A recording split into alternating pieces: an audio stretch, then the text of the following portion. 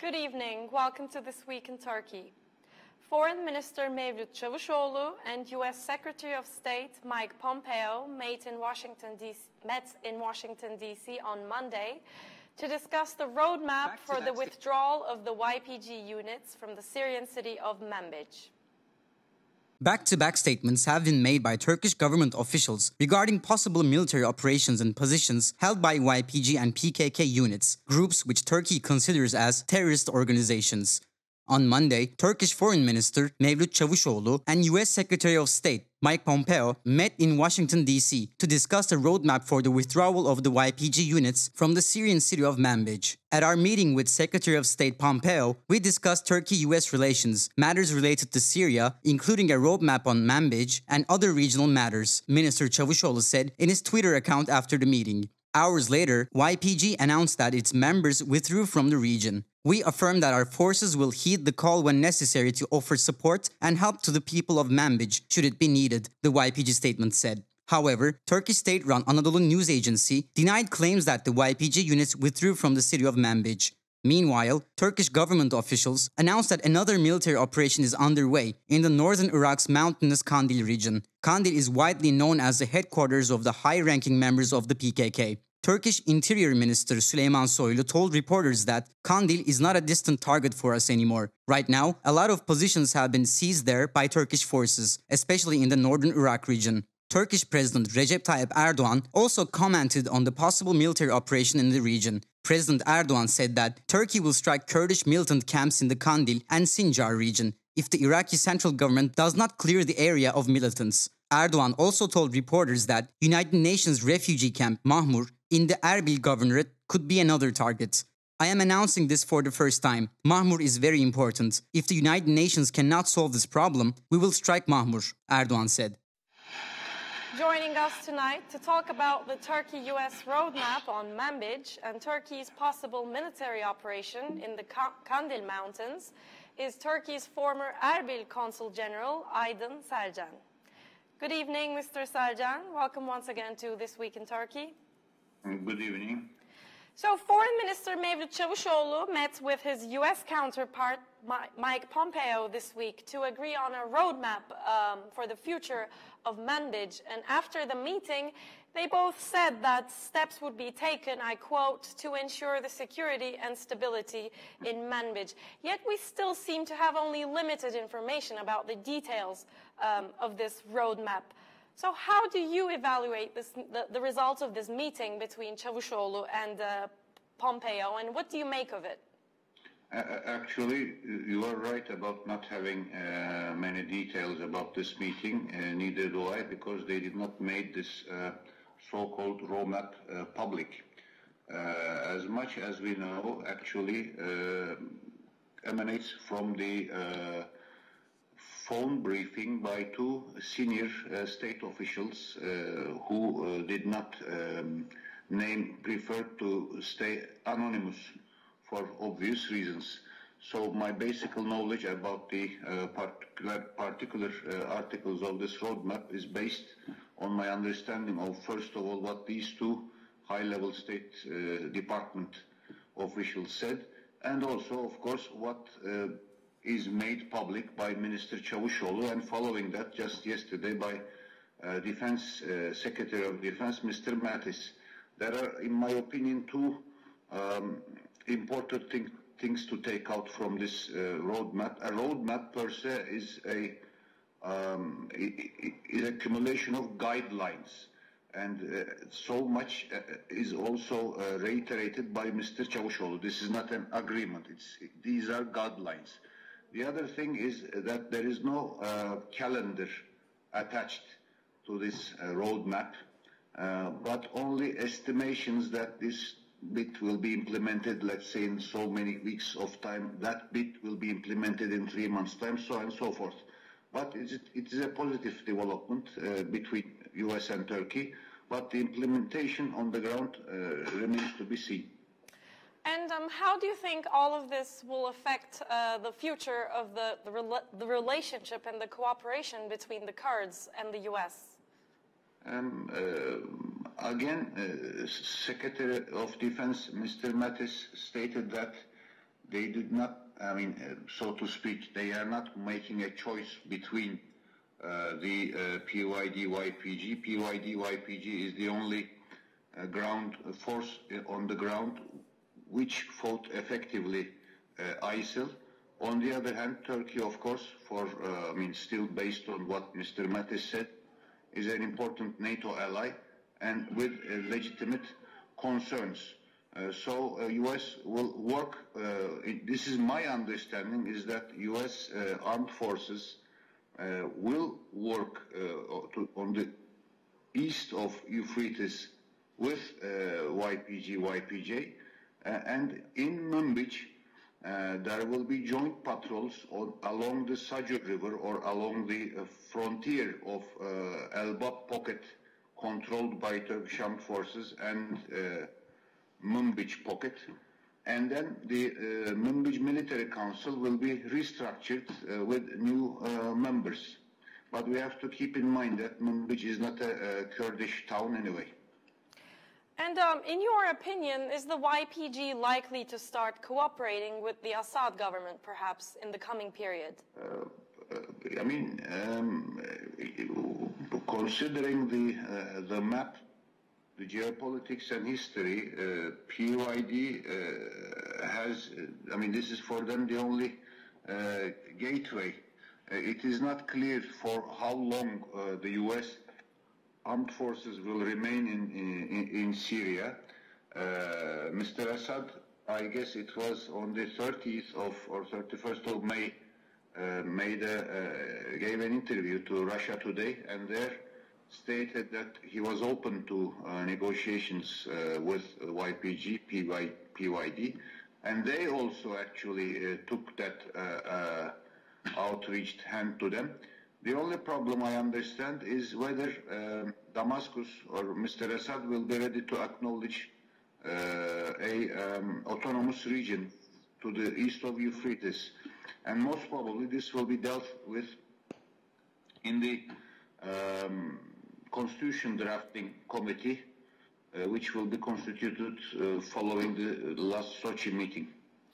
So before we get to the second part of our conversation, which will be on Turkey's possible military operation in the Kandil mountains and the region, and on a different note, Russian President Vladimir Putin was reported this week to have said that Russian troops would stay in Syria indefinitely. So in light of everything else we've talked about so far, what do you make of this?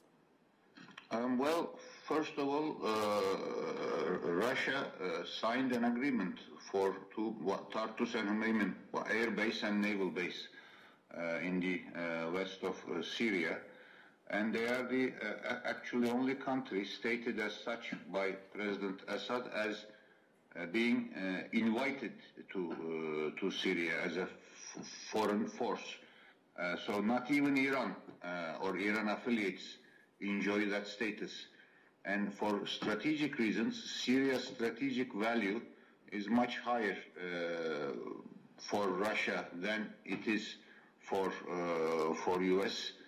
USA having only a temporary concern with ISIL, and which seem to have lost interest in the Middle East, perhaps with the exception of not allowing to Iran to, let's say, in their eyes, destabilize the region and getting a nuclear weapon. So I don't think this is news. This was just stating the obvious by President Putin.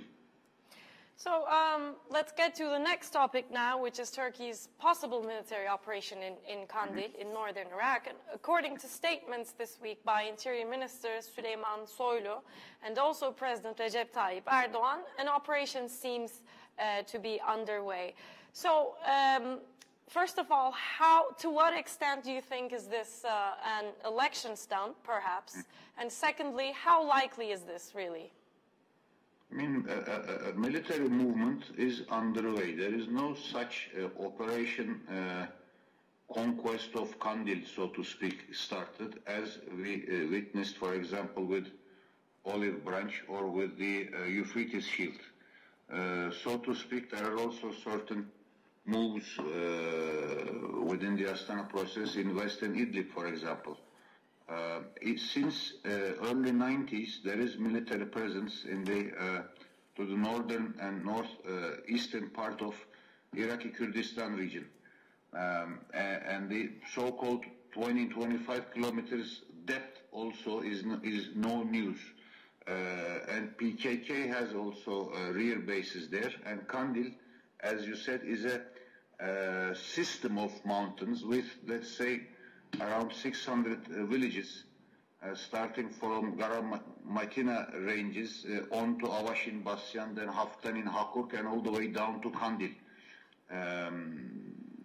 From a political point of view, yes, maybe let's not get into details, but Tehran, Baghdad, Erbil, or Washington will not protest vehemently, and they have limited options on the ground to stop such an excursion.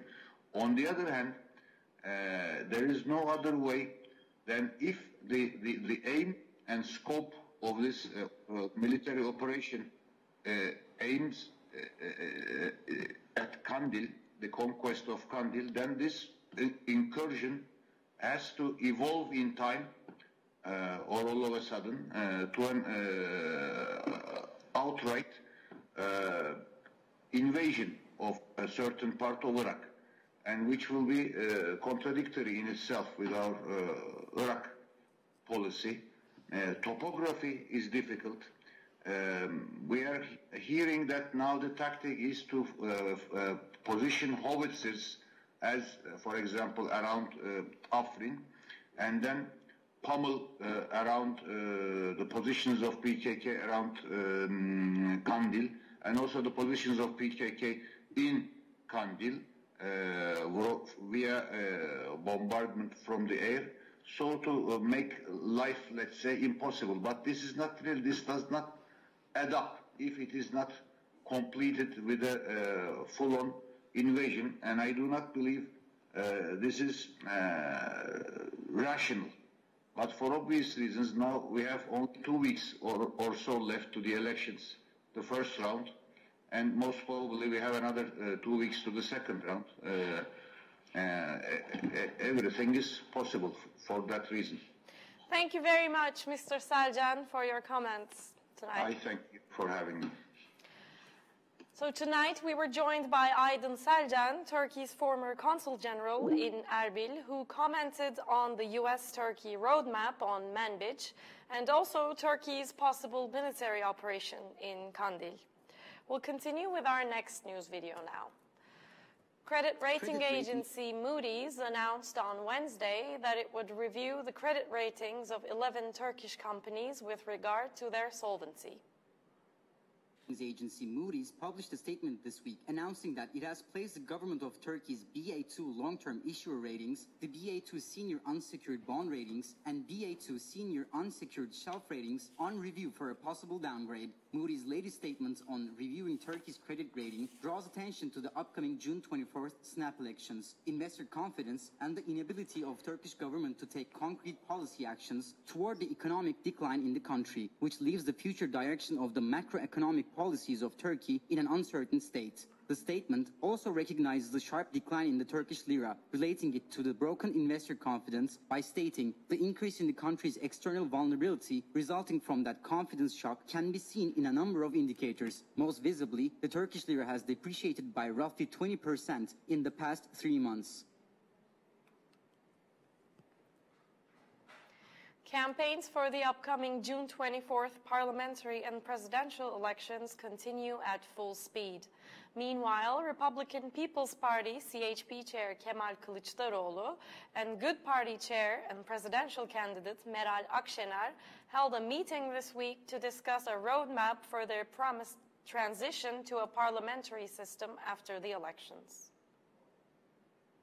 This week started with the meeting of Republican People's Party CHP Chair Kemal Kılıçdaroğlu and Good Party Chair and presidential candidate Meral Akşener to discuss a roadmap for the transition to the parliamentary system that they promised for the June 24 elections. The meeting was called out after the CHP's presidential candidate Muharrem İnce had spoken of envisaging a 2-year transitional period. Both leaders agreed to work on strengthening the parliamentary system. Akşener is also expected to come together with Felicity Party leader and presidential candidate Temel Karamollaoğlu regarding the issue. Both Akşener and Karamollaoğlu appeared on mainstream TV channels this week for the first time since the beginning of their election campaigns. Turkish mainstream media is currently saturated with coverage of Erdogan and his ministers, with the president's daily routine of 2 or 3 speeches being broadcast on all major channels, while opposition parties get little to no coverage. On Tuesday, Good Party supporters protested the mainstream media in front of the CNN Türk and Kanal D building for their refusal to provide airtime for Akşener's campaign. The protesters projected Akşener's live interview on Habertürk onto the channel's headquarters and lit flares. Meanwhile, pro-Kurdish People's Democratic Party HDP's jailed presidential candidate Selahattin Demirtaş issued his first audio message on Wednesday. For the message, Demirtaş used his weekly 10-minute telephone call he is permitted to make to his wife Başak Demirtaş. To distribute the speech, the HDP produced a video of the message, which begins with Başak Demirtaş welcoming family members to their home in the southeastern city of Diyarbakır. Her mobile then rings and she puts it on loudspeaker. I am lucky. I must be the only candidate who is able to do election campaigning via his wife, says Demirtaş, and makes a campaign speech of around 5 minutes. An Istanbul court ordered this week the release of the 22 Boğaziçi University students who had staged an on-campus protest against Turkey's military operation in the Afrin province of Syria. On Wednesday, an Istanbul court ordered the release of all suspects in the controversial trial of 22 students from Boğaziçi University who had staged an on-campus protest against Turkey's military operation in Afrin, Syria. 14 of the students were held in jail on charges of disseminating terror propaganda after their initial detention in March, when police stormed dormitories at the university. The 22 students remain charged and under judicial supervision, which means they will be subject to certain restrictions. Before the students were released, the judge set the next hearing in the case for October 3rd. The accused students face jail terms of up to 5 years if convicted on charges of propaganda for the PKK. Earlier in March, President Recep Tayyip Erdogan had accused the students of behaving like terrorists after they were attacked by supporters of Turkey's Operation Olive Branch in Afrin. Prominent businessman Ali Koç was elected as the new president of the Turkish sports and football giant Fenerbahçe last week. Koç won more than 16,000 votes, while former President Aziz Yıldırım garnered less than 5,000. On Sunday, Turkish football giant Fenerbahçe elected a member of one of Turkey's wealthiest families as its new chairman, ending the 2-decade reign of long-standing former President Aziz Yıldırım. Businessman Ali Koç was elected as Fenerbahçe's new chairman in a landslide ballot win among members, winning 16,092 of their votes compared to just 4,644 for Aziz Yıldırım. This change marks a turning point for Fenerbahçe, which has been dominated by Yıldırım since he became chairman in 1998. The relationship between Yıldırım and Fenerbahçe fans took a huge blow after the departure of fan-favorite footballer Alex de Souza in 2012 and head coach Ersun Yanal in 2014 due to personal issues with Yıldırım. Koç's candidacy represents a rare intervention in Turkish public life by his family, one of the country's richest industrial dynasties. Ali Koç promises to take the club to new heights by investing in the youth, making critical transfers to the football team, and promising to fix the broken relationship between the club and the fans. Now let's take a look at what's on in Istanbul next week.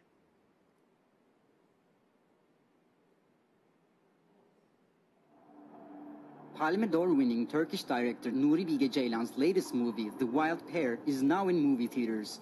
The film premiered at the Cannes Film Festival and features Doğu Demirkol, Murat Cemcir, Bennu Yıldırımlar, Hazar Ergüçlü, and Serkan Keskin. The plot revolves around Sinan, aspiring writer who returns to his native village and pours his heart and soul into scraping together the money he needs to get himself published. But in the backdrop, his father's debts catch up with him, putting a stop to his personal aspirations.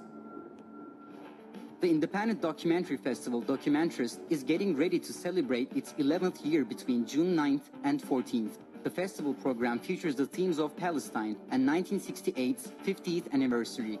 Along with screenings of Turkish and foreign documentaries, workshops on animated documentaries, creative fiction, and cinema lessons will be held.